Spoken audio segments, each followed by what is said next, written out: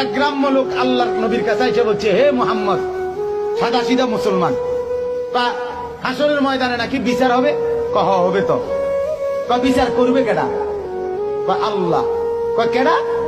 আল্লাহ। আল্লাহ? হ্যাঁ। এই যে ডাকি যে সবসময় উনি, কহ উনি বিচার করবে। এই বৃদ্ধ লোক কয়, তো তাইলে আর অসুবিধা কি? গ্রাম্য লোকটা আল্লাহ রসুল তো, তাইলে মোহাম্মদ সমস্যাটা কি? আর আমারও তো আরো কয়েকজনে ভয় লাগাইলো, বিরাট বিচার আচার হইব। আমি আরো চিন্তাই করলাম কেডা না কেডা বিচার নেয়।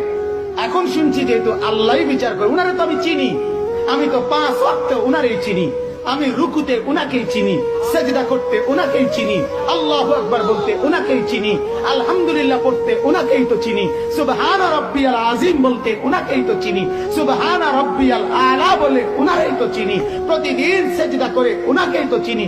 এত চিনি চারে, সে আমারে চিনবে না কেন? সে হিসাব তো সহজেই নিবে। বুঝা? হ্যাঁ, এজন্য মুমিনের মরতেই অসুবিধা কি? মুমিনের বাঁচতেই সমস্যা কি? কথা বলেন না কেন? ইমানদার মরলেই অসুবিধা কি? ইমানদার বাঁচলেই অসুবিধা কি?